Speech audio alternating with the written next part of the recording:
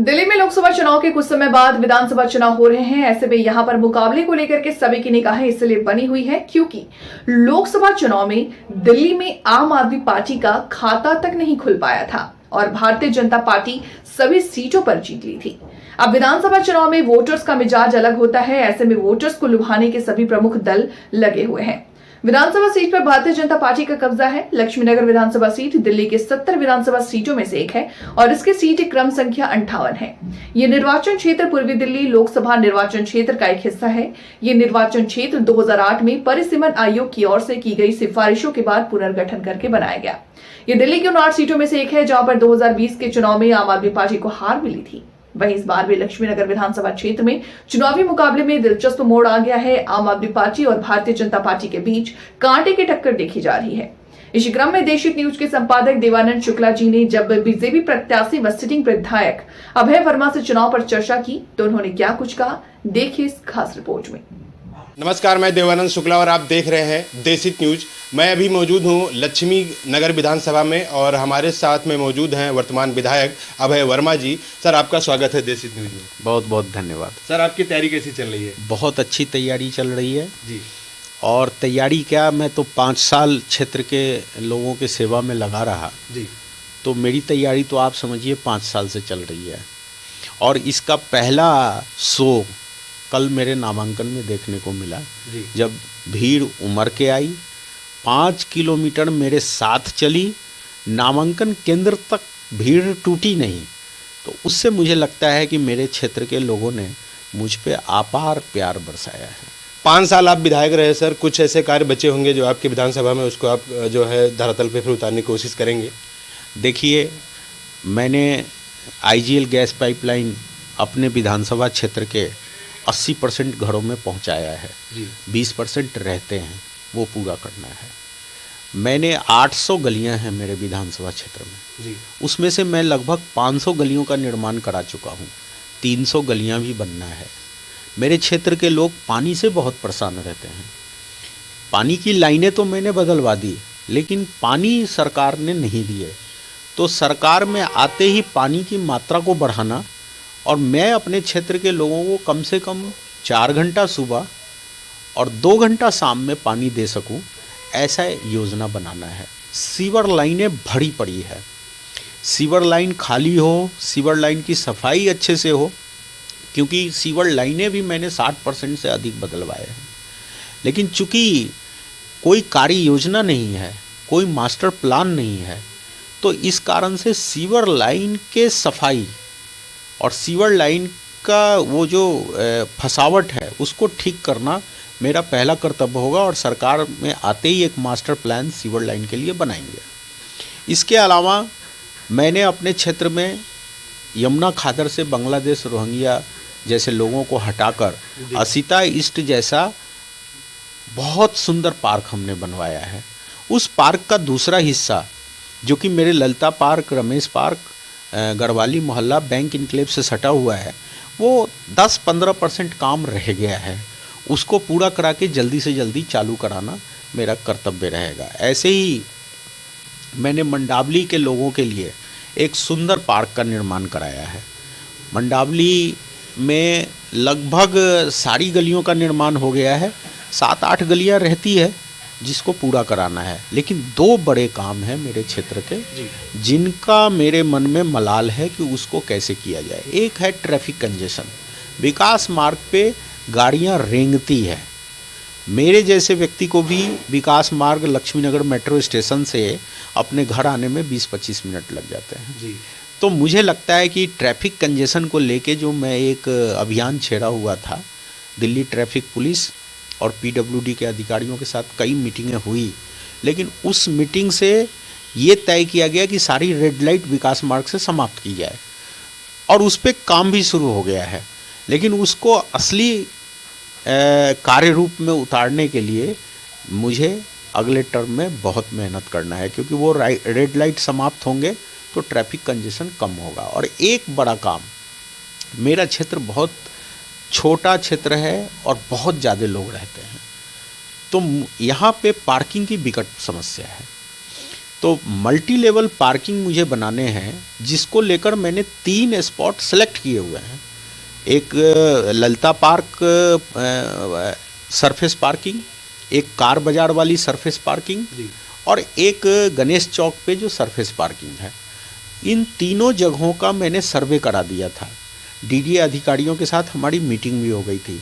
MCD ने plan भी बना लिया था, लेकिन वो कार्य रूप में नहीं उतर पाया, क्योंकि इसमें पीडब्ल्यूडी रोड के साथ ये है, तो पीडब्ल्यूडी का भी एनओसी चाहिए और वो दिल्ली सरकार के अधीन है।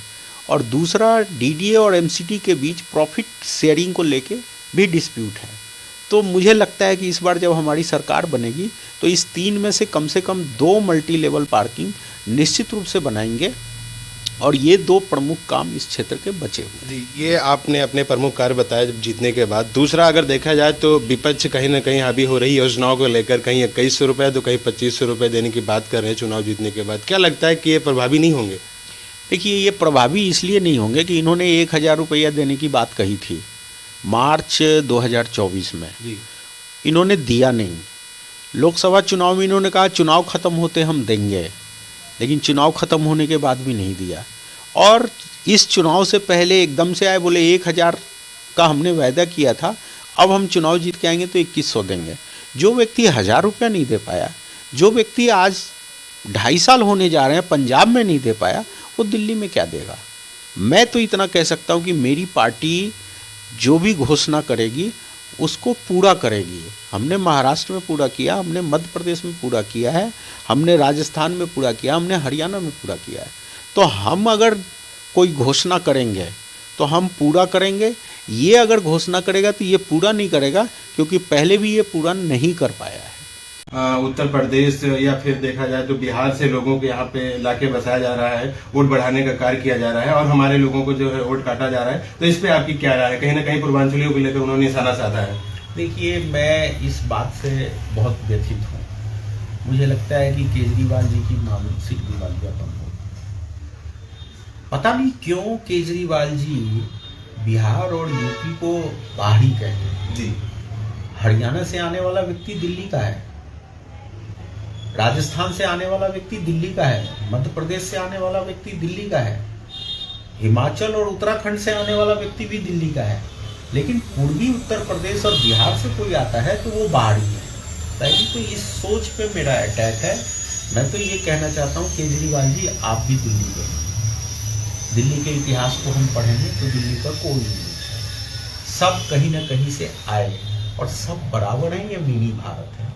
तो मैं उनके इस बयान की कड़ी भर्त्सना करते हुए ये कहता हूं कि आप बिहार और यूपी के लोग को हल्के में मत लो।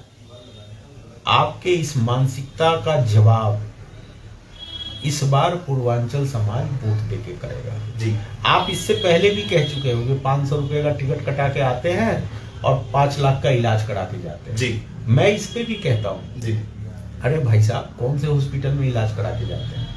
जो वो 500 रुपए का टिकट कटा के आते हैं ना, वो मोदी जी के हॉस्पिटल में इलाज कराते हैं, एम्स में है, सफदरजंग में, राम मनोहर लोहिया में। केजरीवाल के हॉस्पिटल में नहीं जाते। तो ये जो आक्षेप है, ये जो एक उनका दुर्भावना है, ये जो उनकी मानसिकता है, वो झलकती है। आप देखो ना, कोविड में, जब कोविड में सारा ठप हो गया था सिस्टम, तो उनके लिए यही पूरबिया भारी लग रहे थे। उन्होंने एक र्यूमर फैलाया कि योगी जी ने बस लगा दी है, आप लोग कल सवेरे बॉर्डर पे पहुंच जाओ, आप घर पहुंच जाओगे। जबकि ऐसा कुछ नहीं था। बस सारे पूर्विया को उन्होंने 2-3 दिन के अंदर दिल्ली से बाहर कर दिया। तो ये घटिया मानसिकता के लोग हैं। सच सामने आ चुका है। ये स्वयं हरियाणा के रहने वाले हैं, ये खुद कौशाम्बी में रहते थे, इनको कौशाम्बी ही पहुंचाएंगे, क्योंकि इन्होंने पूर्वांचल के मान सम्मान को छेड़ा है। आप देखिए ना, छठ पूजा को लेकर इन्होंने क्या किया। 2020 में कहा कोविड है, लोगों ने माना कि ठीक है, बीमारी ना फैले। 2021 में कहते हैं कि यमुना मैली है, इसलिए छठ पूजा नहीं करने लगे। 2022 में और यमुना ज्यादा मैली हो गई, फिर उन्होंने यही बहाना लगाया। 2023 में यमुना और ज्यादा मैली हो गई। मतलब मेरे को लगता है कि इस व्यक्ति को छठ का महत्व ही नहीं पता। छठ का मतलब है साफ सफाई, छठ का मतलब है शुद्धता। हमने बचपन से देखा है घर में कितनी पवित्रता के साथ ये पर्व मनाया जाता है। और ये व्यक्ति यमुना को जो हम लोग साफ करते थे हर साल, उसको रोक दिया, जिसके कारण तो ऐसे व्यक्ति को छठी मैया। दूसरा सर, आप अपने विधानसभा में किसको अपने सामने जो है टक्कर में देख रहे हैं? देखिए, सच तो ये है कि मेरे सामने कोई टक्कर नहीं। आम आदमी पार्टी और कांग्रेस के बीच ये लड़ाई हो रही है कि दूसरे नंबर पे कौन है। जी सर, आप हमारे माध्यम से लक्ष्मी नगर विधानसभा की जनता को क्या संदेश देना चाहेंगे? मैं क्षेत्रवासियों को इतना ही कहना चाहता हूँ कि ये लोकतंत्र का पर्व है, सोच समझ के मत डालें। मेरे 5 साल का हिसाब किताब है, क्योंकि 5 साल मैं विधायक रहा हूँ जी। मैं अपनी रिपोर्ट कार्ड हर साल देता रहा हूँ। मैं जनता को कहता हूँ कि वो आए और मुझसे पूछे, या मुझे जहाँ भी मिले मेरे से प्रश्न करें, मेरे रिपोर्ट कार्ड को देखें। मैं अगर कह रहा हूँ कि 80% घरों में आइडियल गैस पाइपलाइन आया तो चेक करें। मैं अगर कह रहा हूँ कि 500 गलियाँ बनी है 800 गलियों में से, तो चेक करें। मैं 80 की बात कर रहा हूँ तो वो देखें। मेरे विधानसभा क्षेत्र से 2 express way, Meerut express way, Dehradun express way गया है, पूरे दिल्ली में इकलौता विधानसभा है। तो अगर इतने बड़े बड़े काम हुए हैं तो उसको देख के वोट दे। साथ में मेरा जो विरोधी प्रत्याशी है वो भी 10 साल पार्षद है, उससे भी हिसाब किताब है जी। उसने पार्षदी रहते हुए क्या किया है वो भी समझे। मैं तो कहता हूँ मेरी ईमानदारी को आप चेक कीजिए, और अगर आपको लगता है कि मैंने काम किया है तो एक मौका फिर दीजिए। विरोध में सर आपने आम आदमी पार्टी को लाके सामने खड़ा कर दिया है, तो कहीं ना कहीं कांग्रेस आपकी टक्कर में नहीं दिख रही है क्या? नहीं, मैं कांग्रेस को लेकर इसलिए नहीं बोल रहा हूँ कि यहाँ पे जो पिछला टर्म था जी, वो आम आदमी पार्टी के पास था। उससे पहले भी जो विधायक बना वो आम आदमी पार्टी के विधायक बने। तो काम की बात हो रही है, इसलिए मैं कह रहा हूँ टक्कर तो कांग्रेस और आम आदमी में दूसरे नंबर के लिए चल रहा है। सर आपने हमें टाइम दिया, बहुत बहुत धन्यवाद आपका।